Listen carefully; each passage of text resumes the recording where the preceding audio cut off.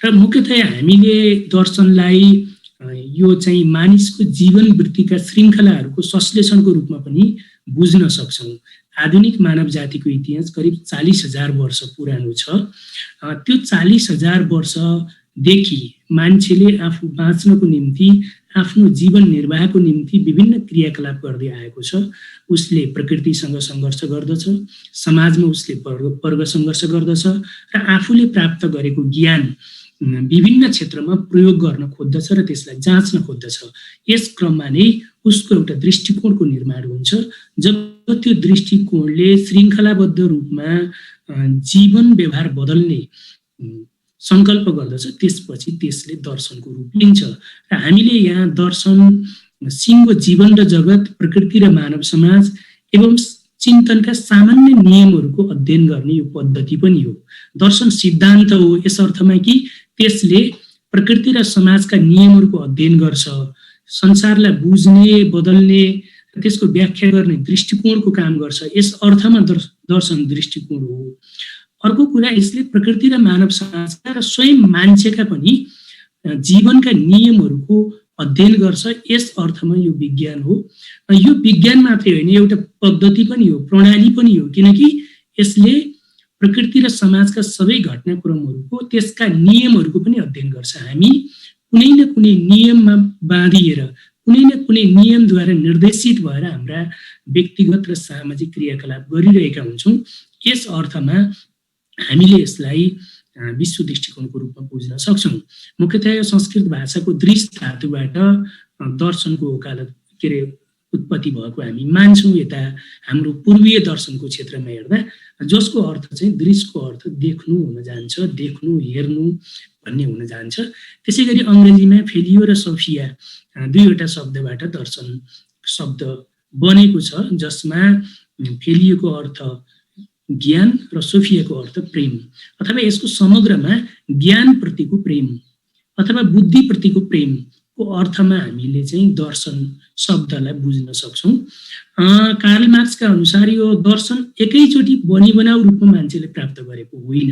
हामीलाई कतिपय आध्यात्मिक दर्शनको वकालत गर्ने चिन्तकहरू, त्यसका पक्षपोषकहरूले कुनै अलौकिक शक्तिले तुरुन्तै नै दर्शन यो पृथ्वीमा अन्वेषण गरेको जस्तो गरिकन व्याख्या गर्छन्, जुन कुरा सही होइन। मैले अघि नै भने, मान्छेको 40,000 वर्ष लामो आधुनिक मानिसको जीवन पद्धति जसरी विकसित भयो, त्यो विकसित जीवन पद्धतिको एउटा निचोड, त्यसले प्राप्त गरेका अनुभव र ज्ञानको संश्लेषण भनेको दर्शन हो। हामीले दर्शनलाई यसरी बुझ्नु पर्छ। मैले यहाँ यो दर्शन सम्बन्धी महत्त्वपूर्ण संश्लेषण भनेर केही विषयहरू यहाँ राखेको छु। म यसको व्याख्यामा जाँदिनँ, किनकि तपाईँहरूलाई सन्दर्भ सामग्रीको रूपमा यसले काम गरोस् भन्ने हेतुले मैले के विषय यहाँ राखेको छु। कार्ल मार्क्सले 1848 को कम्युनिस्ट घोषणा पत्र प्रकाशन गर्नुभन्दा अगाडि यो चाहिँ तपाईँको चाहिँ कार्ल मार्क्सले दर्शनबारे आफ्नो संक्षिप्त धारणा राख्नु भएको छ। यो चाहिँ हरेक दर्शन आफ्नो समयको बौद्धिक सारतत्व हो। हरेक समय दर्शन पनि समकालीन समाजको उत्पादन पद्धतिको उपज हो भनेर हामीले बुझ्नुपर्छ। कुन समाजमा त्यहाँको मान्छेको जीवन पद्धति कस्तो छ, त्यहाँको समाज कस्तो छ, त्यहाँको मान्छेहरू बीचको सम्बन्ध कस्तो छ, उनीहरूको चेतनाको स्तर कस्तो छ, उनीहरूका आर्थिक गतिविधिहरू कसरी सञ्चालित हुन्छन्, ती आधारमा नै दर्शन पनि संश्लेषित हुन्छ। त्यसकारण हरेक दर्शन, आज विश्वमा हामीले जति पनि विचार श्रृङ्खलालाई दर्शनको रूपमा विकास भएर हामीले त्यसलाई दर्शनको रूपमा मान्ने गर्छौँ, ती दर्शन आफ्नो समयको, आफ्नो समकालीन समाजको बौद्धिक संश्लेषण हुन्, बौद्धिक सारतत्व हो भनेर हामीले बुझ्न जरुरी छ। यहाँ कार्ल मार्क्सले यसलाई आफ्नो प्रस्तावनामा धेरै जोड दिएर यस्तो संश्लेषण गर्नुभएको छ। र मैले यहाँ एङ्गेल्सको एउटा यहाँ भनाइ पनि मैले यहाँ तपाईँहरूको बिचमा राखेको छु। यहाँ एङ्गेल्स के भन्नुहुन्छ भने, मैले यो पढ्नुतिर लागिनँ, मुख्यतया दर्शनको विवाद भनेको चिन्तन र अस्तित्वसँग सम्बन्धित प्रश्नको हो। र मुख्यतया अस्तित्व भनेको भौतिक सत्ता हो, चिन्तन भनेको मानवीय सत्ता हो अथवा चेतनाको सत्ता। त्यो मध्ये कुन प्रथम हो? प्रकृतिलाई जसले पहिलो माने, तिनीहरू चाहिँ जसले कुनै न कुनै भौतिक वस्तुबाट पदार्थको उत्पत्ति भएको मान्यता राखे तिनीहरू भौतिकवादी कित्तातिर आए। तर जसले पदार्थलाई, प्रकृतिलाई, वस्तुलाई पहिलो मानेनन् र यिनीहरूले चाहिँ चिन्तनको अस्तित्वलाई नै प्रधान माने तिनीहरू चाहिँ दोस्रो कित्तामा अथवा आदर्शवादी शिविरतिर रहे। र आजको विश्वमा जति पनि दार्शनिक धाराहरू छन् यी सबै दार्शनिक धाराहरू मूलतः यी दुईवटा कित्ता मध्ये एउटा कित्तामा गएर संश्लेषित हुन्छन् भन्ने कुरा एङ्गेल्सको एउटा भनाइबाट राख्नु भएको छ। मैले यो स्लाइड तपाईहरु सबैलाई उपलब्ध गराउने भएको कारणले मैले लामो व्याख्या यसको गरिन। त्यसपछि अर्को दार्शनिकहरूले विश्वको चाहिँ व्याख्या त गरे, मार्क्स भन्दा पूर्वका धेरै दार्शनिकहरूले समाजको व्याख्या गरे, मान्छेको बारेमा व्याख्या गरे, तर बदल्ने कोसिस कसैले पनि गरेनन्, बदल्ने बारे कसैले पनि वकालत गरेनन्। हामी कहाँ पनि यो दर्शनलाई बुझ्ने र बदल्ने बारे दुई खालका अतिवादी दृष्टिकोणहरू छन्। एउटा दृष्टिकोण दर्शन त शास्त्रीय कुरा हो, बुझेपछि पुग्छ, अध्ययनको मात्रै विषय हो भन्ने एउटा खालको धारणा छ। उनीहरू यो बदल्ने सिद्धान्तको, बदल्ने मान्यताको, वर्ग संघर्षको, समाज रूपान्तरणको ऐतिहासिक आवश्यकतालाई अवमूल्यन गर्छन्। एक खालको चिन्तन हामी कहाँ पनि छ, यो विश्वव्यापी रूपमा नै छ। दर्शनलाई विश्वविद्यालयको शास्त्रीय विषय बनाउने, अध्ययनको विषय बनाउने, बौद्धिक विलासिताको विषय बनाउने, यसलाई विमर्शवादी धाराको रूपमा यसको आयामलाई संकुचन गर्ने प्रवृत्तिहरू हामी कहाँ छन् एउटा। अर्को खाले प्रवृत्ति कस्ता छन् भने बदल्नु मुख्य हो, किन बुझ्नुपर्छ भनेर बुझ्ने कुराको अवमूल्यन गर्ने, जसले समाजलाई बुझ्न सक्दैन, प्रकृतिले बुझ्न सक्दैन, इतिहासलाई बुझ्न सक्दैन, इतिहासका श्रृङ्खला र घटनाक्रमलाई बुझ्न सक्दैन, त्यसले बदल्न पनि सक्दैन। बदल्नको निम्ति सबैभन्दा पहिला विषयलाई, दुनियाँलाई, जीवन र जगतलाई समग्रमा बुझ्न जरुरी छ। पहिला जीवन र जगतलाई बुझेर त्यसका नियमहरूलाई आत्मसात गरेर मात्रै बदल्न सकिन्छ। यो पनि कार्ल मार्क्सको एउटा कोटेसन मैले यहाँ तपाईहरुलाई संक्षिप्तमा चर्चा गरे। त्यसपछि यहाँ अर्को फ्रेडरिक एङ्गेल्सकै अर्को कोटेसन छ, विश्व सम्बन्धी आदिम तर सिधा तर यथार्थमा सही अवधारणा प्राचीन ग्रीक दार्शनिकहरूको थियो र सर्वप्रथम स्पष्ट रूपमा आफ्नो प्रतिपादन हेराबिट्सले द्वारा भएको थियो। हरेक चीज छ छैन, किनभने प्रत्येक वस्तु तरल छ, नित्य छ, परिवर्तनशील छ, नित्य, जन्मदो र मर्दो छ। फ्रेडरिक एङ्गेल्सले यो चाहिँ कोटेसनमा द्वन्द्ववाद बारे आफ्नो दृष्टिकोण प्रस्तुत गर्नुभएको छ। उहाँले चाहिँ यहाँ यो विश्व दृष्टिकोण सम्बन्धी मुख्यतः सबैभन्दा प्राचीन दार्शनिक ग्रीक दार्शनिक हेराबिट्सले अगाडि सारेको धारणालाई उहाँले यहाँ संश्लेषण गर्नुभएको छ। र यहाँ हेराबिट्स के भन्छन् भने हरेक चीज छ छैन, हरेक वस्तु नित्य छ, परिवर्तनशील छ, हरेक वस्तु जन्मदो छ, मर्दो छ। त्यसकारण कुनै पनि वस्तु अन्तिम सत्य, ध्रुव सत्य, शाश्वत सत्य भन्ने दुनियाँमा हुँदैन। त्यो गतिशील हुन्छ, त्यो परिवर्तनशील हुन्छ, त्यो चाहिँ जन्मदो छ, मर्दो छ। त्यस अर्थमा हामीले दर्शनलाई, द्वन्द्वात्मक भौतिकवादलाई पनि एउटा गतिशील दृष्टिकोणको आधारमा बुझ्नुपर्छ र भन्ने कुरा यहाँ एङ्गेल्सले आफ्नो यो द्वन्द्ववाद सम्बन्धी आफ्नो धारणा राख्नु भएको छ। त्यसपछि यहाँ लेनिनको अर्को कोटेसन छ, फिक्टेले भने विश्व अहमद्वारा रचित निरीह हो, हेगेलले भने विश्व निरपेक्ष प्रत्यय हो, शोपनहावरले भने विश्व संकल्प हो। यी विभिन्न शाब्दिक भाङ्राभित्र लुकेका समान प्रत्ययवादी सारलाई अवलोकन नगर्नलाई मानिसले अन्ध हुनै पर्छ। यहाँ चाहिँ मुख्यतः लेनिनले फिक्टेको चाहिँ तपाईको यो अज्ञेयवाद, त्यसै गरी हेगेलको चाहिँ तपाईको यो निरपेक्ष प्रत्ययवाद र शोपनहावरको यो पनि चाहिँ तपाईको इच्छा शक्तिवादी धाराको उनले आलोचना गरेका छन्।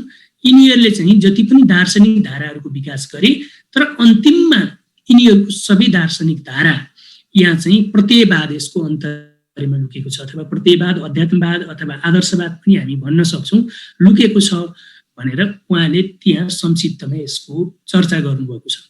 अर्को चाहिँ यहाँ फ्रेडरिक एङ्गेल्सकै अर्को भनाइ छ, जुन ऐतिहासिक भौतिकवाद बारे उहाँको यहाँ विश्लेषण छ। जसरी आमाको गर्भभित्र मानव भ्रूणको विकासको इतिहास लाखौं लाख वर्षदेखि हुँदै आएको प्राणीहरूको पुर्खाको शारीरिक विकासकै संक्षिप्त पुनरावृत्ति हो, त्यसैगरी मानिसका बच्चाको मानसिक विकासमा पनि उनैका काम पछिल्ला चाहिँ पुर्खाहरूको बौद्धिक विकासको संक्षिप्त पुनरावृत्ति हो। यहाँ एङ्गल्सले चेतनाको निर्माण कसरी हुन्छ भन्ने कुरा यो कोटेसनमा, यो भनाइमा उद्धृत गर्न खोज्नु भएको छ। उहाँले के भन्नुहुन्छ भने जस्तो तपाईँ हाम्रो शरीरको जिन, तपाईँ हाम्रो बुवाको डिएनएसँग आमाको डिएनएसँग हाम्रो मिल्छ, हाम्रो डिएनएसँग हाम्रा छोरा नातिको मिल्छ। यसको एउटा श्रृङ्खला छ, मानवको जैविक विकासको एउटा श्रृङ्खला छ र त्यो चाहिँ एउटा बच्चा आमाको गर्भभित्रबाट जन्मन्छ तर त्यसका मात्रै भ्रूणहरू छैनन्, त्यसमा चाहिँ लाखौं लाख वर्षदेखिको उसका पुर्खाहरूको भ्रूण चाहिँ त्यसका प्रवृत्तिहरू, त्यसका गुणहरू लिएर एउटा बच्चा जन्मिन्छ। त्यसकारण कुनै पनि व्यक्तिको शारीरिक विकास भनेको पुर्खाबाट विकसित हुँदै आएको उसको जिनकै, उसको जैविक विशेषताकै पुनरावृत्ति हो। त्यो पुनरावृत्ति विकासको रूपमा हुन्छ, त्यस्तै सर्कलको रूपमा हुँदैन, त्यो स्पाइरल मोसनको रूपमा, त्यो विकासको रूपमा हुन्छ। त्यस्तै मान्छेको मस्तिष्कको विकास पनि हाम्रा पुर्खाहरूको जुन बौद्धिक विकास छ, उनीहरूको मस्तिष्कको विकास छ, त्यसको क्रमबद्ध विकास नै हो। त्यसभन्दा अलग राखेर यसलाई हेर्न सकिँदैन। त्यसकारण मान्छेको चेतना पनि मानव मस्तिष्कको उपज हो। त्यो मानव मस्तिष्क हजारौं वर्षको पुर्खाहरूको उत्तरदेनबाट प्राप्त हुन्छ भन्ने कुरा एङ्गल्सले जोड दिएर राख्नु भएको छ। र मैले यहाँ यो लुडविग फायरबाख र जर्मन शास्त्रीय दर्शनको अन्त्य भन्ने फ्रेडरिक एङ्गल्सको अर्को कृति छ। त्यसमा प्रकृतिको अस्तित्व समस्त दर्शनबाट स्वतन्त्र छ। प्रकृति र मानवभन्दा पर कुनै चिजको अस्तित्व छैन। हाम्रा धार्मिक कल्पनाका उडानले जुन उच्चतर प्राणीहरूको सृष्टि गरेर राखेका छन् तिनीहरू हाम्रै आफ्नै सारका कल्पनात्मक प्रतिबिम्ब मात्रै हुन्। यहाँ एङ्गल्सले के भन्नुभयो भने हामीले जति पनि दार्शनिक अवधारणाको विकास गर्छौँ ती सबै दार्शनिक अवधारणा हाम्रो चाहिँ तपाईँको कुनै अलौकिक शक्तिको स्वतन्त्र भन्दा फरक छ। प्रकृति सबै दर्शनभन्दा फरक छ। प्रकृतिको आफ्नै नियम छ, त्यसका सञ्चालनको आफ्नै विधि छ, त्यो द्वारा निर्देशित हुन्छ। कुनै अलौकिक विचार चिन्तन प्रणाली अथवा कुनै भौतिक चिन्तन प्रणालीबाट पनि यो प्रकृति निर्देशित हुँदैन। हामीले प्रकृतिका नियमहरूको आधारमा हामीले प्रकृतिको अधिकतम उपयोग गर्न सक्छौँ, तर प्रकृतिका नियमहरूका विरुद्धमा, प्रकृतिका नियमहरूको विपक्षमा गएर हामीले कुनै चिजको अस्तित्व खोज्न सक्दैनौँ।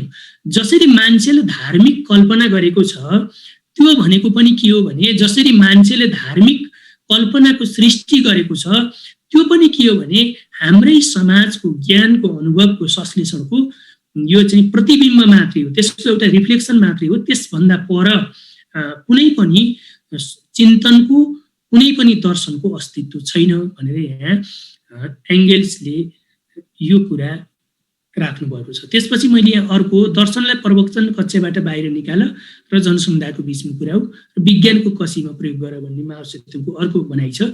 हामी कहाँ एउटा प्रचलन कस्तो पनि थियो भने मुख्यतया तपाईँहरूले प्लेटोको आदर्श राज्यको दर्शनलाई हेर्नुभयो भने यो चाहिँ राज्यमा 3वटा तह हुन्छन्। सबभन्दा माथि चाहिँ बुद्धिजीवीहरू हुन्छन्, तिनीहरूले समाजलाई निर्देशित गर्छन्। त्यसपछि त्यसको बीचको तहमा चाहिँ तपाईँको यो चाहिँ राज्यलाई सहयोग गर्ने मान्छेहरू हुन्छन्, तिनीहरू राज्यको चाहिँ सहयोगीको रूपमा काम गर्छन्। अनि सबैभन्दा तल सामान्य मान्छेहरू हुन्छन्, ती कारिन्दाहरू हुन्छन्। ती कारिन्दाहरूले श्रम गर्छन् भनेर यो समाजलाई वर्गमा 3वटा वर्गमा उनले विभाजित गरेका छन्।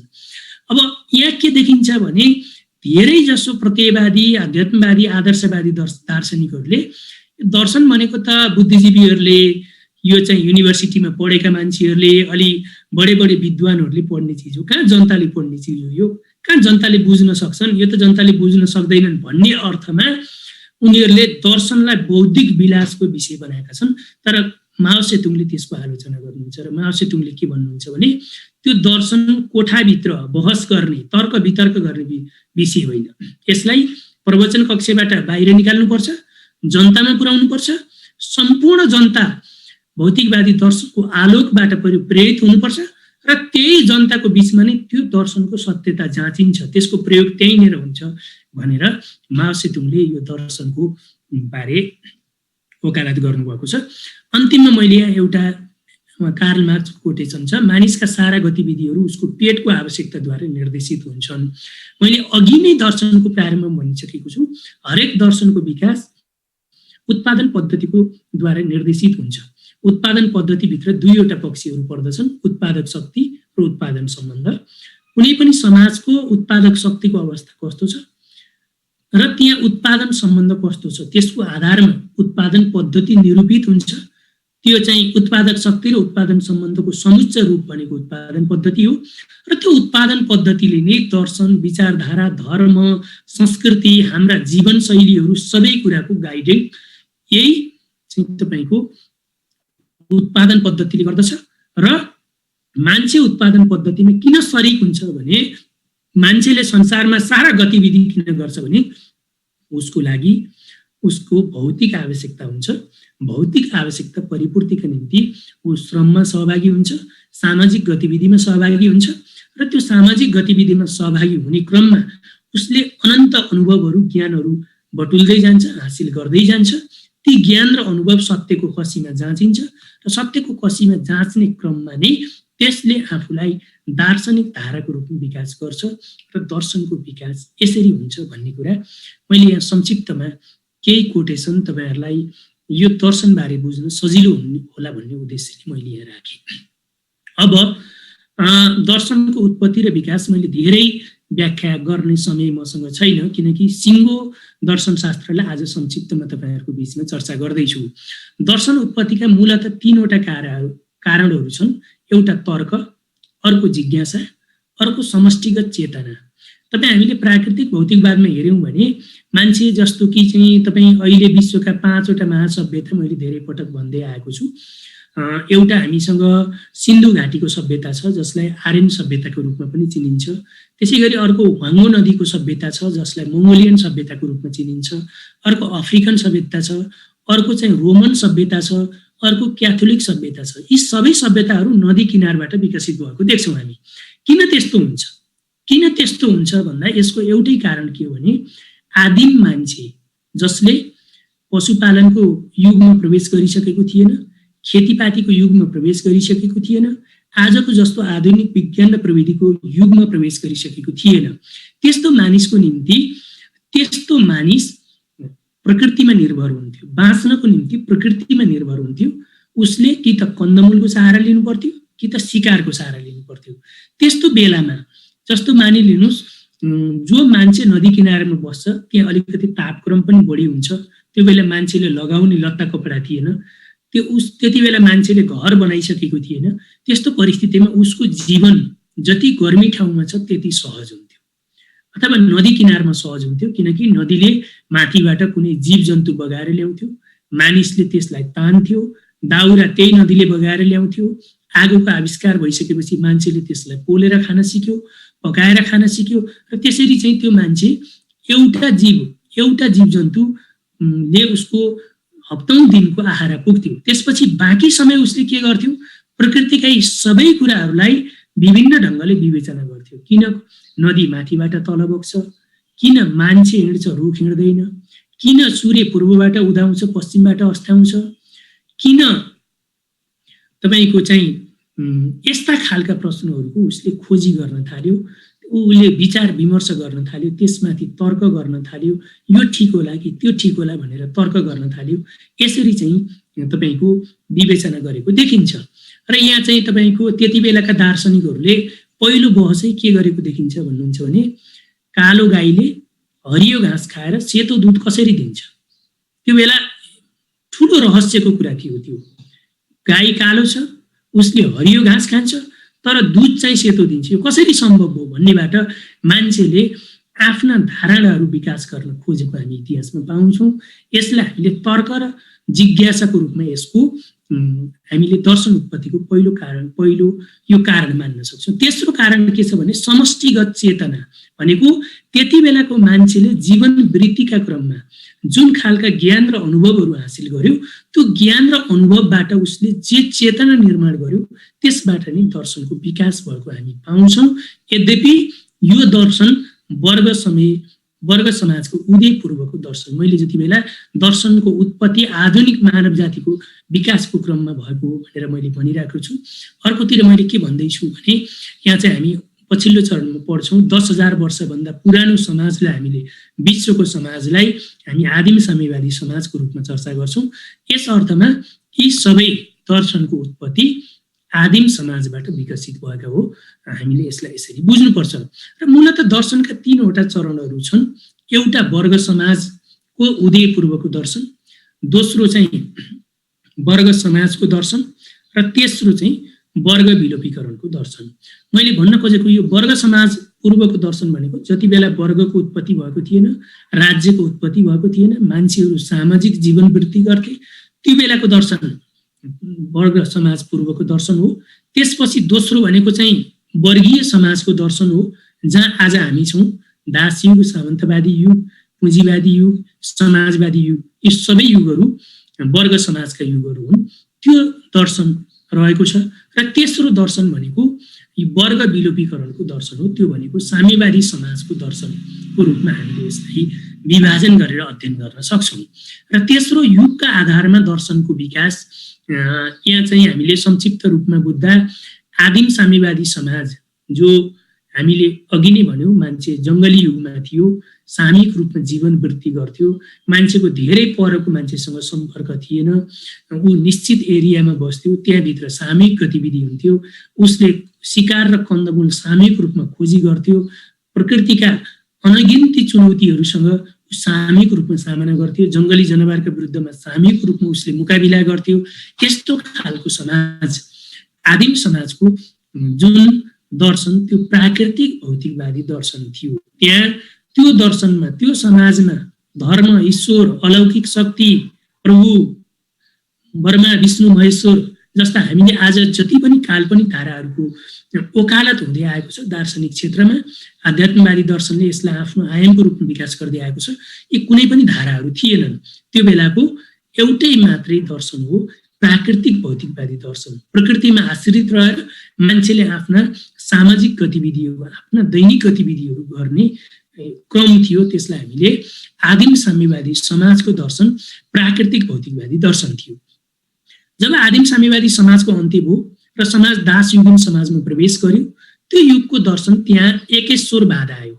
यहाँ चाहिँ एकेश्वरवाद भनेको कस्तो हो भने अब कबिला समूह बीचको झडपले आदिम साम्यवादी समाजको अन्त्य भयो, दासयुगको प्रारम्भ भयो, निजी सम्पत्तिको उदय भयो।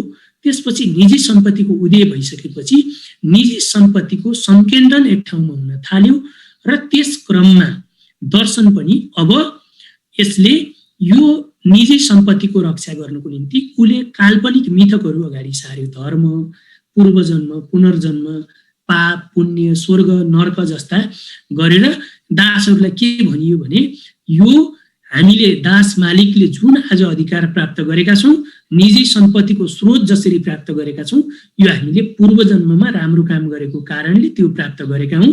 तिमीहरूले पनि अहिले यो जन्ममा राम्रो काम गरेनौ भने अर्को जन्ममा तिमी गाई, गोरु, सुँगुर, सर्प, अनगिन्ती हिंस जनावर भएर जन्मनुपर्छ। तिमीहरू यो मरेपछि स्वर्ग र नर्क हुन्छ, अर्को परलोक भन्ने छ। त्यो परलोकमा तिमीले अहिले मेरो यो चाहिँ मेरो सत्ताको विरुद्धमा विद्रोह गर्यौ भने, सङ्घर्ष गर्यौ भने, मेरो प्रभुत्वलाई तिमीहरूले मानेनौ भने अर्को जुनीमा, अर्को परलोकमा गइसकेपछि तिमीहरू त्यहाँ चाहिँ ठुला तेलका कराई हुन्छन्, इन्द्र हुन्छन्, उनले त्यहाँ सजाय दिन्छन् आदि इत्यादि काल्पनिक मिथकहरूको रचना गरियो र यहाँबाट एकेश्वरवादी दर्शनको विकास भयो। एकेश्वरवादी दर्शन भनेको चाहिँ एउटा मात्रै ईश्वरलाई मान्ने दर्शन भनेर हामीले बुझ्न सक्छौँ। तर दासहरूले यहाँ चाहिँ तपाईँको के भयो भने दासहरूले यो दासयुगीन समाजको विरुद्ध विद्रोह गरे। त्यो दासयुगीन समाजको अन्त्य भयो। दासयुगीन समाजको अन्त्य भएर जब समाज सामन्तवादी युगमा प्रवेश गर्यो र सामन्तवादी युगमा पनि तपाईँहरूले हेर्नु होला गणराज्यहरू थिए कुनै बेला। ती गणराज्यहरूको चाहिँ तपाईँको अन्त्य हुँदै फेरि तपाईँको चाहिँ के अरे यहाँ उल्टो भएछ है, ठ्याक्कै उल्टो भयो। अनि चाहिँ तपाईँको यो भन्नु चाहिँ एकैछिन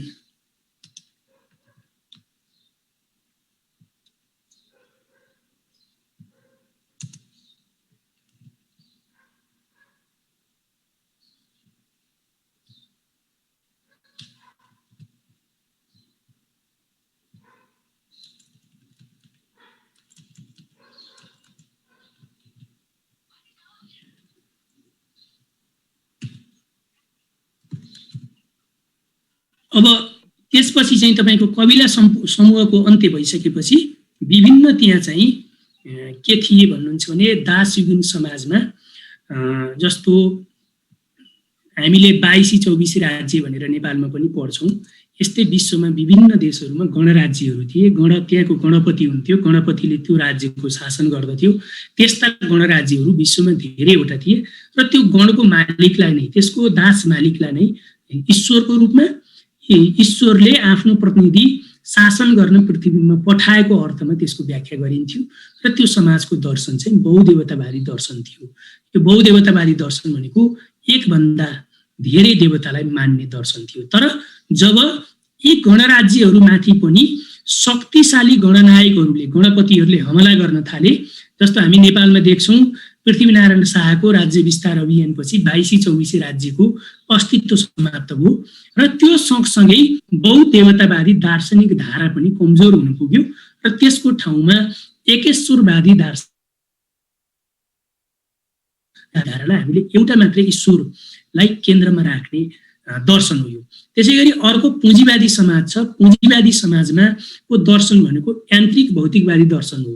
यो पुँजीवादी दर्शनले के भन्छ भने यो चाहिँ दासयुगका विरुद्धमा सामन्तहरूले, किसानहरूले के अरे चाहिँ तपाईँको दासहरूले विद्रोह गर्नु त ठिक थियो। त्यसैगरी सामन्तवादका विरुद्धमा किसान र पुँजीपतिले विद्रोह गर्नु त ठिक थियो। त्यो समयसम्म चाहिँ दर्शन के थियो भने गतिशील थियो। अब यहाँ आइसकेपछि यहीँ रोकिन्छ। अब पुँजीवादका विरुद्धमा अर्को विकल्प छैन, पुँजीवादको विकल्प पुँजीवाद नै हो भनेर यसले यान्त्रिक भौतिकवादी धारालाई अगाडि ल्यायो र यो आज हामी जहाँ छौँ विश्वको मूल प्रवृत्ति, दर्शनको मूल प्रवृत्ति यही यान्त्रिक भौतिकवादी प्रवृत्ति हो। र अर्को चाहिँ तपाईको वैज्ञानिक समाजवाद। हामी वैज्ञानिक समाजवादको दर्शन भनेको द्वन्द्वात्मक तथा ऐतिहासिक दर्शन हो, जुन मार्क्सवादी दर्शन हो भन्ने कुरा हामीले बुझ्नुपर्छ। त्यसपछि तेस्रो मैले यहाँ माथि वर्ग विलोपीकरणको दर्शनको कुरा गरेका थिएँ। यो वर्ग विलोपीकरणको दर्शनमा मुख्यतया दर्शनमा वर्गीय पक्षधर्ताको अन्त्य हुन्छ। जसरी आदिम साम्यवादी समाजमा प्राकृतिक भौतिकवादी दर्शन थियो, त्यसै गरी साम्यवादी समाजमा पनि प्रकृतिसँग मान्छेको अन्य क्रिया सम्बन्ध रहन्छ, प्रकृतिसँग मान्छेको मैत्रीपूर्ण सङ्घर्ष रहन्छ। त्यही सङ्घर्षको क्रममा नै उसले वर्गीय चिन्तनबाट माथि उठेको दार्शनिक धाराको विकास हुन्छ र समाज अगाडि बढ्दै जान्छ भन्ने आधारमा मैले दर्शन र उत्पत्ति र विकासबारे संक्षिप्तमा यति चर्चा गर्न चाहे। त्यसपछि दर्शनशास्त्रको विषयवस्तु म यहाँ धेरै जान चाहन्न। दर्शनले सत्ता भन्नाले प्रकृति, समाज र मानव जातिको अध्ययन गर्छ। दर्शनले चिन्तन, प्रकृति चिन्तनको अर्थ प्रकृति, समाज र को आधारमा चिन्तन कसरी विकास हुन्छ भन्ने कुराको अध्ययन गर्दछ। दर्शनमा 3वटा पक्षहरू छन् मुख्यतः हामीले बुझ्नुपर्ने। दर्शन भनेको सिद्धान्तको रूपमा त्यो पहिलो कुरा त्यो भौतिकवादी हो कि अध्यात्मवादी, आदर्शवादी, प्रत्ययवादी हो भन्ने आधारमा त्यो कुन सिद्धान्तको जगमा खडा भएको छ भन्ने कुरा अध्ययन गरिन्छ। यसको विषयवस्तु हो पहिलो कुरा। दोस्रो कुरा यो दर्शन कुन वर्गको हो। वर्ग समाजमा दर्शनले पनि वर्गीय पक्षधर्ताको वकालत गर्छ। तपाईँ हामीले विभिन्न दार्शनिक धाराहरूलाई पनि अन्तिममा जतिसुकै दार्शनिक धाराहरू भए पनि त्यसको अन्तिम संश्लेषण, अन्तिम संकेन्द्रण 2वटा दर्शनमा हुन्छ। त्यो सर्वहारा वर्गको दर्शन हो वा पुँजीपति वर्गको दर्शन हो पुँजीवादी समाजमा। तर समग्र मानव जातिको इतिहासमा हेर्दा त्यो शोषक वर्गको दर्शन हो कि शासक वर्गको दर्शन, शासित वर्गको दर्शन हो, त्यो उत्पीडक वर्गको दर्शन हो कि उत्पीडित वर्गको दर्शन हो, कुन वर्गको दर्शन हो भन्ने कुरा हुन्छ। तेस्रो भनेको यसको पद्धति अथवा प्रणाली पनि भन्न सक्छौँ हामी।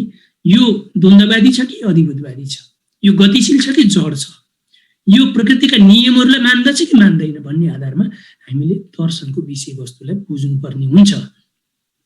अब दर्शनका 3वटा मौलिक प्रश्नहरू छन्। दर्शनका 3वटा मौलिक प्रश्नमा यो संसार कसले बनायो, कसले, कर्ता खोज्ने एउटा धारा छ जसलाई हामी अध्यात्मवादी, आदर्शवादी वा प्रत्ययवादी धारा भन्छौँ। संसार कसले बनायो, व्यक्तिमा कर्ता खोज्ने, दर्शनको विकासमा, संसारको विकासमा, जीवन र जगतको विकासमा कर्ता खोज्ने धारा छ, यो आध्यात्मवादी धारा हो। अर्को संसार कसरी बन्यो दोस्रो धारा। हामीले भौतिक विज्ञानमा के पढ्छौँ भने आजभन्दा करिब तपाईको 4 अर्ब 60 करोड वर्ष पहिले पृथ्वीको स्वनिर्माण भयो। त्यसको तपाईको ब्रह्माण्डको स्वनिर्माण भयो। त्यसपछि त्यो ब्रह्माण्डभित्र धेरैवटा ग्यालेक्सीहरू छन्। त्यो ग्यालेक्सीभित्र हाम्रो सौर्यमण्डल पनि एउटा ग्यालेक्सी हो। सौर्यमण्डलभित्र हाम्रो विभिन्न ग्रहहरू छन्, उपग्रहहरू छन्। त्यो मध्ये एउटा ग्रह पृथ्वी हो। पृथ्वीको एउटा अङ्ग प्रकृति हो। प्रकृतिको एउटा अङ्ग समाज हो। समाजको एउटा अङ्ग मानव जाति हो। हामी पनि त्यही यो ग्यालेक्सीको एउटा अङ्ग हो भनेर मान्छ। त्यसकारण यो कसरी बन्यो भन्ने, संसार कसले बनायो भन्ने प्रश्न खोज्छ जसले, त्यो प्रत्ययवादी धारा हो, आध्यात्मवादी धारा हो। कसरी बन्यो भन्ने प्रश्न खोज्छ, को जवाफ खोज्छ, त्यो भौतिकवादी धारा हो। पहिलो प्रश्न दर्शनको एउटा प्रश्न यो हो। दोस्रो प्रश्न भनेको दर्शनको पदार्थ पहिलो हो कि चेतना पहिलो हो? भौतिक वस्तुले चेतनाको निर्माण गर्यो वा चेतनाले यो भौतिक वस्तुको निर्माण गर्यो? के ब्रह्मा विष्णु महेश्वरले एक कुनै टपक्क टिपेर ल्याएर हामीलाई पृथ्वीको अस्तित्व खडा गरिदिएका हुन्? के तपाईँ हाम्रो मानव मस्तिष्कमा तिनै ब्रह्मा विष्णु महेश्वरले कुनै दृष्टिकोण ल्याएर तपाईँ हाम्रो मस्तिष्कमा हालिदिएका छन्? हामी कहिलेकाहीँ भन्छौँ नि, 6औं दिनमा भावीले 6औं दिनमा लेखेको निधारमा, के हाम्रो ज्ञानको उपज त्यही हो? त्यस्तो मान्ने धारा त्यो तपाईको के हो भने आध्यात्मवादी धारा हो। त भौतिकवादी धाराले त्यो कुरालाई मान्दैन। मान्छेको मस्तिष्कको विकास पनि प्रकृतिमा अनगिन्ती घटनाक्रमहरू छन्। प्रकृतिका घटनाक्रमहरू हाम्रो मानव मस्तिष्कमा ठोकिन्छन्। त्यो मानव मस्तिष्कमा ठोकिने क्रममा त्यसले चेतनाको निर्माण हुन्छ र त्यो चेतना फेरि व्यवहारतिर फर्कन्छ भन्ने भौतिकवादी द्वन्द्ववादको विश्लेषण हो। यो दोस्रो प्रश्न पदार्थ पहिलो हो। यदि तपाईसँग के छ भने तपाईसँग धातु पनि छ, तपाईसँग कोइला पनि छ, तपाईसँग इलेक्ट्रिक म्याटरहरू पनि छ, सबै कुरा छ। तर त्यसपछि मात्रै तपाईसँग बुद्धि छ भने तपाईले जहाज बनाउन सक्नुहुन्छ, कुनै यन्त्र बनाउन सक्नुहुन्छ। तपाईसँग त्यो कुनै भौतिक साधन नै छैन। तपाईसँग कोइला छैन, तपाईसँग धातु छैन, तपाईसँग कुनै तपाईको यान्त्रिक सामग्रीहरू छैनन् भने तपाईको बुद्धिले मात्रै जहाज बनाउन सक्नुहुन्न, कुनै भौतिक यन्त्र बनाउन सक्नुहुन्न। ठिक त्यस्तै कुरा हो। तपाईँ सामान्य अर्थमा हेर्नुहोस् न, आज हामी कहाँ बडे बडे धार्मिक गुरुहरू भन्, प्रवचकहरू, श्री 8 महाराजहरू भन्ने, श्री 1008, 2008, 1,08 महाराज भन्नेहरू दिनभरि प्रवचन दिन्छन् कुनै तपाईको सभामा, महायज्ञमा, धान्याञ्चलमा, र बेलुका गइसकेपछि उनी बाँच्नको निम्ति भौतिक वस्तुको सहारा लिनुपर्छ। भौतिक वस्तुकै उनीहरूले भोजन गर्नुपर्छ, त्यसपछि मात्रै उनीहरू बाँच्छन्। त्यसकारण यो पदार्थ पहिलो हो, चेतना पदार्थको उपज हो है भन्ने कुरा भौतिकवादी द्वन्द्ववादको एउटा आधारभूत विषय हो। यो पदार्थ र चेतना मध्ये कुन पहिलो हो भन्ने कुरामा भौतिकवादले पदार्थ पहिलो मान्दछ, तर आध्यात्मवादले पदार्थ चेतनाको उपज मान्छ। तपाईँ हामी सबैलाई पनि ईश्वरले नभएको भए हामी जन्मने थिएनौँ, हामी क्रोमोजोमबाट जन्मेका हौँ भन्ने कुरा भौतिकवादले मान्दछ। तर आध्यात्मवादले के भन्छ? यहाँ ईश्वर थिएनन् भने, उनको लीला थिएन भने, उनको हामी प्रति अनुराग थिएन भने हामी जन्मने थिएनौँ भन्ने मान्छ। यो कुरा द्वन्द्वात्मक भौतिकवादले मान्दैन। त्यसपछि तेस्रो प्रश्न भनेको के जीवन र जगत बोधगम्य छ? के जीवन र जगतलाई बुझ्न सकिन्छ? यसमा भौतिकवादी धाराले के भन्छ भने बुझ्न सकिन्छ। अनगिन्ती विशाल छ हाम्रो पृथ्वी, ग्यालेक्सी पनि विशाल छ, ब्रह्माण्ड झन् विशाल छ। ती सबै कुरालाई एकैचोटि बुझ्न सकिँदैन। तर विज्ञान र खोजको अन्वेषणको क्रममा मान्छेले क्रमशः ज्ञान हासिल गर्दै जान्छ, बुझ्दै जान्छ, नयाँ नयाँ तथ्य पत्ता लगाउँछ। तर त्यसमा हामी अन्वेषणमा विश्वास गर्नुपर्छ भन्ने कुरा यसले मान्दछ। तर आध्यात्मवादले यो कुरा मान्दैन। यसले के भन्छ भने यो हाम्रो बलबुताको कुरा होइन, यो ईश्वरले नै बनाइदिएका हुन्, उनले माथि बसेर हेरिरहेका छन्, सञ्चालन पनि उनले गरेका छन्, यो बुझ्ने काम पनि उनकै हो। हामी त उनको एउटा तपाईको उपज मात्रै हौँ। हामीले त उनले गरेको खटनपटन उनीहरूले गर्छन्, उनको खटनपटन अनुसार हामीले यहाँ काम गर्ने मात्रै हो, हाम्रो अस्तित्व भनेको यति मात्रै हो भन्ने कुरा आध्यात्मवादीहरूले मान्दछन्। जुन कुराको मार्क्सवादी दर्शनले, भौतिकवादी दर्शनले त्यसको विरोध गर्छ, त्यसलाई मान्दैन। मैले यहाँ यसलाई चर्चा गरिनँ, यहाँ बुलेटमा यो कुरा चाहिँ संक्षिप्तमा यहाँ राखिदिएको छु। त्यसपछि अर्को दर्शनशास्त्रको पद्धति। दर्शनशास्त्रमा मूलतः दुईवटा पद्धति छन्।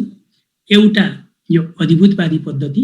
यो अधिभूतवाद भनेको चाहिँ यसको के भने भौतिकवाद भन्दा पर भन्ने यसको अर्थ लाग्छ। यसले हरेक वस्तुलाई गतिहीन जड रूपमा बुझ्छ। कुनै पनि वस्तु गतिशील हुँदैन, त्यो परिवर्तनशील हुँदैन भन्ने अर्थमा यसले बुझ्छ। यसले कुनै पनि वस्तुभित्रको गतिलाई मान्दैन।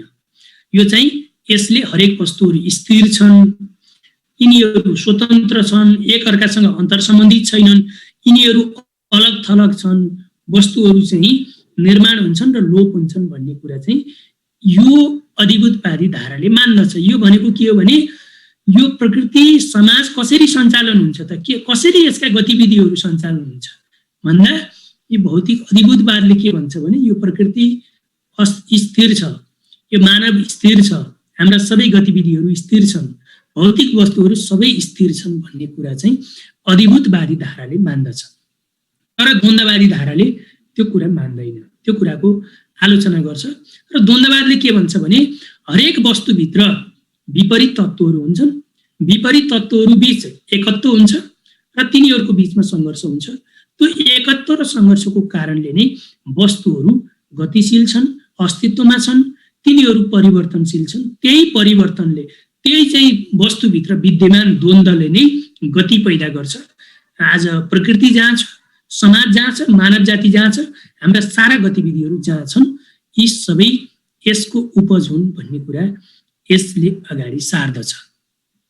अब यहाँ चाहिँ हेगेलका अनुसार कुनै पनि वस्तुभित्र पहिला चाहिँ वाद हुन्छ, त्यसपछि प्रतिवाद हुन्छ। वाद भनेको चाहिँ त्यहाँ के हुन्छ भने एकता, उनीहरूको बीचमा एकत्व हुन्छ पहिला वस्तुभित्र, त्यसपछि प्रतिवाद हुन्छ भन्नुको अर्थ त्यहाँ सङ्घर्ष हुन्छ, दुईवटा विपरीत तत्त्वहरूको बीचमा त्यहाँ सङ्घर्ष हुन्छ र अन्तिममा संवाद हुन्छ। भनेको यो संवाद भनेको यसको निष्कर्ष हो, यसले वस्तुलाई गतिशील बनाउँछ, नयाँ ढङ्गले परिवर्तित गर्छ भन्ने कुरा यहाँ राखेको छु मैले। हेराक्लिटस भन्ने जो प्राचीन भौतिकवादी दार्शनिक हुन्, उनले के भन्छन् भने मान्छेले एउटै धारामा दुईचोटि नुहाउन सक्दैन। ख्याल गर्नु होला, एउटै धारामा दुईचोटि नुहाउन सक्दैन। जस्तो तपाईँको घरमा धारा छ, तपाईँले आज बिहान नुहाउनु हो, त्यो धारामा लगातार पानी आइराखेको छ, तर तपाईँले आज नुहाएको पानी र भोलि नुहाउने पानी एउटै होइन। किनकि त्यहाँ चाहिँ तपाईँको जति पनि प्राकृतिक तत्त्वहरू हुन्छ त्यो भित्र, जस्तो खनिज पदार्थ होला, अरू होला, क्याल्सियम होला, त्यो आज जति मात्रामा आयो तपाईँको धारामा भोलि त्यति नै मात्रामा आउँछ भन्ने कुनै ग्यारेन्टी छैन। त्यसमा तलमाथि हुन सक्छ, त्यो हुँदैन। तपाईँले आज जुन नुहाएको पानी, तपाईँले आज धारामा नुहाएको पानी भोलि त त्यो देवघाटसम्म पुगिसक्यो हुन सक्ला, पर्सि त्यो बङ्गालको खाडीमा पुग्ला। त्यसकारण तपाईँले एउटै धारामा दुईचोटि नुहाउन सक्नुहुन्न।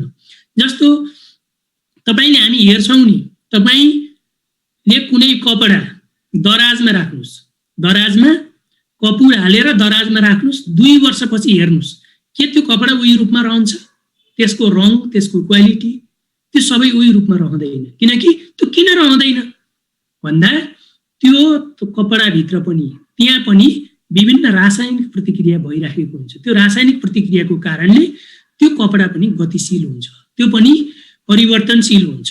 त्यसकारण कुनै पनि वस्तुमा, कुनै पनि प्रकृतिका घटनाक्रमहरू, वस्तुहरू, प्रत्येक वस्तुहरू गतिशील छन्। जस्तो यो भौतिक विज्ञानमा मार्क्सवादी द्वन्द्ववादले कुनै पनि वस्तुलाई निर्जीव मान्दैन। यद्यपि भौतिक विज्ञानले के भन्छ, सजीव र निर्जीव भनेर छुट्याएको छ। मान्छे, जीवजन्तु, वनस्पतिहरू सजीव हुन्, ढुङ्गो, माटो, पानी आदि इत्यादि यिनीहरू निर्जीव हुन् भनेर विश्लेषण गरेको छ। तर द्वन्द्वात्मक भौतिकवादले त्यो कुरालाई मान्दैन। तपाईँले तपाईँको घर छेउको ढुङ्गो, एउटा ढुङ्गो तपाईँ जन्मने बेला जस्तो थियो आज 50 वर्षपछि त्यो हेर्नु हो भने त्यस्तै छैन। त्यो ढुङ्गो पनि रासायनिक प्रतिक्रियाको क्रममा हजारौं वर्षपछि त्यो माटो बन्छ। त्यो माटो फेरि पृथ्वीको सतहमा हजारौं वर्षको क्रममा फेरि त्यो चट्टान बन्छ भन्ने कुरा आधुनिक विज्ञानले पुष्टि गरिसकेको छ। त्यसकारण प्रकृतिका प्रत्येक वस्तुहरू गतिशील छन्, तिनीहरूको बीचमा एकता हुन्छ पहिला, त्यो एकताको कारणले तिनीहरू अस्तित्वमा छन्। तपाईँ हाम्रो शरीरभित्र पनि जीवाणु र कीटाणु छन्। त्यो जीवाणुले हाम्रो कीटाणु र जीवाणुको बीचमा सङ्घर्ष भइरहेको छ। अब यदि तपाईँको शरीरमा जीवाणु नै भएन भने कीटाणु शक्तिशाली हुन्छ, हाम्रो जीवन अस्तित्वमा रहन सक्दैन। मानिलिनुहोस् कीटाणु नै भएन जीवाणु मात्रै भयो भने के हुने भयो भन्दा तपाईँ हाम्रो शरीरको विकास अस्वाभाविक हुन जान्छ र त्यो मान्छे बाँच्न सक्दैन। जस्तो तपाईँ हाम्रो शरीरभित्र हाइड्रोजन पनि के अरे चाहिँ तपाईँ अक्सिजन पनि छ, कार्बन डाइअक्साइड पनि छ। ती दुईवटाको बीचमा त्यहाँ एकत्व पनि छ, सङ्घर्ष पनि छ। त्यस कारणले तपाईँ हामी अस्तित्वमा छौँ। तपाईँ हाम्रो शरीरभित्र डब्ल्युबिसी पनि छ, आरबिसी पनि छ। त्यसकारण यस्ता फरक फरक विपरीत तत्त्वहरू हाम्रो ग्यालेक्सीदेखि तपाईँ हाम्रो शरीरभित्र हाम्रो सेलसम्ममा त्यो एकरूपतामा लागू हुन्छ। यस आधारमा हरेक वस्तुहरू अस्तित्वमा छन्, ती गतिशील छन्, तिनीहरू अगाडि बढ्छन्। यो चाहिँ द्वन्द्वात्मक पद्धति हो। यो दर्शनशास्त्रको पद्धतिको रूपमा हामीले यसलाई बुझ्न सक्छौँ। त्यसपछि मैले यहाँ दार्शनिक सिद्धान्त भनेर राखेको छु। अघि पनि मैले संक्षिप्तमा चर्चा गरेँ। यो दार्शनिक सिद्धान्त भनेको जतिवटा दार्शनिक धाराहरू भए पनि अन्तिममा यो दुई ठाउँमा केन्द्रित हुन्छ। त्यो भौतिकवादी हो, आध्यात्मवादी हो। यसमा तीनवटा प्रश्नमा कुनै पनि दर्शनलाई हेर्दा तपाईँले तीनवटा प्रश्नमा रहेर हेर्नुपर्ने हुन्छ। त्यो दर्शनले यो पृथ्वी, विश्व, ब्रह्माण्ड, मानव जाति यसरी बन्यो भनेर व्याख्या गरेको छ कि फलानुले बनायो, कर्ता खोजेको छ। पहिलो कुरा त्यहाँ हेर्नु पर्यो तपाईँले दर्शनको अध्ययन गर्दाखेरि। दोस्रो, त्यो दर्शनले भौतिक वस्तुको प्राथमिकता पहिलो भौतिक वस्तु मानेको छ कि त्यसले चाहिँ चेतनालाई मानेको छ। दोस्रो कुरा तपाईँले त्यहाँ हेर्नुहुन्छ। तेस्रो कुरा भनेको यो दर्शनमा त्यो पद्धति कस्तो छ, वस्तुलाई उसले गतिशील मानेको छ कि समाज, मान्छे, जीवन, इतिहास सारा कुरालाई गतिशील मान्छ कि त्यसलाई स्थिर मान्छ। त्यो आधारमा हामीले कुनै पनि दर्शन त्यो भौतिकवादी हो वा आध्यात्मवादी, आदर्शवादी वा प्रत्ययवादी हो भन्ने कुरा छुट्याउन सक्छौँ। यसलाई हामीले यही अर्थमा हेर्नुपर्ने हुन्छ। अब कुनै पनि दर्शनलाई यो दार्शनिक सिद्धान्तभन्दा बाहिर राखेर हेर्न सकिँदैन। द्वन्द्वात्मक भौतिकवादी दर्शन भनेको अद्वैतवादी दर्शन हो। अद्वैतवादी भनेको चाहिँ कस्तो हो भन्नुहुन्छ भने एक्स र वाई क्रोमोजमको मिलन भएपछि मात्रै छोरा जन्मिन्छ भन्ने हामीले सबैलाई थाहा छ नि। त्यो एक्स र वाई क्रोमोजमको ठाउँमा अर्को कुनै क्रोमोजम मिलेर छोरा बन्दैन। एक्स र एक्स क्रोमोजमबाट छोरी जन्मन्छ भन्ने तपाईँ हामी सबैलाई थाहा छ नि। त्यस बाहेक अर्को कुनै स्रोत छैन जो छोरी जन्मने। आज मान्छेले चाहिँ भागवत गीता के आदि इत्यादि धान्याञ्चल आदि इत्यादि गरिरहेका हुन्छन्। त्यो कुनै पनि चिजको योसँग सरोकार छैन। पृथ्वीमा तपाईँ हाम्रो जन्मको क्रोमोजमबाट नै तपाईँ हाम्रो जन्म हुने हो। त्यो भनेको दर्शनको एकत्व हो, एउटै स्रोत छ हामी जन्मने। त्यसै गरी प्रकृतिको पनि एउटै स्रोत छ। H2O भन्यौँ हामी पानीलाई, यसको साइन्टिफिक फर्मुला हो त्यो भनेको हाइड्रोजनको दुईटा अणु र अक्सिजनको एउटा अणु मिलेर मात्रै पानी बन्छ। हाइड्रोजनको दुईटा अणु र अक्सिजनको दुईटा अणु मिल्यो भने पनि पानी बन्दैन। अक्सिजनको दुईटा अणु र चाहिँ तपाईँको हाइड्रोजनको एउटा अणु मिलेर पनि पानी बन्दैन। अक्सिजन र चाहिँ तपाईँको मिथेन मिलेर पनि पानी बन्दैन। अक्सिजन र नाइट्रोजन मिलेर पनि पानी बन्दैन। त्यो पानी बन्नको निम्ति हाइड्रोजनको दुईटा अणु नै चाहिन्छ, अक्सिजनको एउटा अणु नै चाहिन्छ। त्यो बाहेक अर्को कुनै पनि आधार छैन। त्यो भनेको दर्शनको एकत्व हो, त्यसको स्रोत एउटै छ। दर्शनको वस्तुको उत्पत्तिको स्रोत एउटै छ। त्यो भनेको अद्वैतवादी दर्शन हो। अर्को द्वैतवादी दर्शन छ, यसले धेरैवटा धारालाई मान्छ। एक्स र वाई क्रोमोजमबाट छोरो पनि जन्मन्छ, छोरी पनि जन्मन्छ भन्यो भने यो द्वैतवादी हो। त्यो द्वैतवादलाई मार्क्सवादी द्वन्द्ववादले मान्दैन, भौतिकवादी द्वन्द्ववादले यसलाई मान्दैन। अर्को कुरा, हामी कहाँ धेरै दार्शनिक धाराहरू हुन्छन्। सार सङ्ग्रहवाद, सबै दर्शनका सकारात्मक पक्ष ल्याउने अनि एउटा दर्शनको विकास गर्ने भन्ने भयो भने हुँदैन। हामीले सबैले चाहिँ तपाईँ हाम्रो शरीर पानी मात्रै पिउने तर पिसाब र पसिना निस्कन हुँदैन भन्यो भने त्यो मार्क्सवाद होइन, त्यो विज्ञान होइन। त्यो भौतिक वस्तु, भौतिक नियमहरूलाई, प्रकृतिका नियमहरूलाई त्यसले आत्मसात गरेको ठहर्दैन। त्यस कारणले यो सार सङ्ग्रहवादले के भन्छ भने तपाईँ हामीले किम्वदन्ती सुन्छौँ नि, वैदिक किम्वदन्ती। बर्माले सबैभन्दा राम्रो जनावर बनाउँछु भनेर विभिन्न प्राणीका कसैका खुट्टा, कसैका आँखा, कसैका चाहिँ घाँटी ल्याउँदै जाँदा ऊँट बन्यो, त्यो सबैभन्दा कुरूप बन्यो भन्ने हामीले सुन्छौँ नि। त्यस्तै यो सार सङ्ग्रहवादले समाजमा सबै पक्ष, पुँजीवादका पनि राम्रा कुरा ल्याउने, समाजवादका पनि राम्रा कुरा ल्याउने, सबै कुराका राम्रो कुरा ल्याएर दर्शनको विकास गर्न खोज्छ, जुन सम्भव हुँदैन। यहाँ चाहिँ तपाईँहरूले पछि काल्पनिक समाजवादमा पढ्नुहुन्छ, विश्वमा यस्ता दार्शनिकहरू थिए जसले के भन्थे भने यो सर्वहारा वर्ग नै नभएको पुँजीवादको परिकल्पना गर्थे। जहाँ सर्वहारा वर्ग नै हुँदैन त्यहाँ पुँजीवाद सम्भवै छैन, त्यसको अस्तित्व सम्भव नै छैन। त्यसकारण एउटा धारा यो सार सङ्ग्रहवादी धारा पनि देखा पर्छ। अर्को तटस्थतावादी धारा, यो कुनै पनि दार्शनिक बहसमा, दार्शनिक विवादमा यसको पक्ष र विपक्षमा नउभिने र आफूलाई तटस्थ राख्न खोज्ने एउटा धारा छ। त्यो तटस्थतावादी धारा पनि हामी कहाँ पाइन्छ। र तेस्रो धारा भनेको समन्वयवादी धारा, पुँजीपति वर्ग र सर्वहारा वर्गलाई मिलाएर उनीहरूको बिचमा वर्ग समन्वय गराउन खोज्ने धारा। यी सबै धारा द्वन्द्वात्मक भौतिकवाद विरोधी धाराहरू हुन्। यी धाराहरूको मार्क्सवादसँग कुनै पनि सम्बन्ध छैन। द्वन्द्वात्मक भौतिकवादले यी सबै धाराहरूको आलोचना गर्दछ। 1 मिनट ब्रेक लिउँ है इन्द्र सर।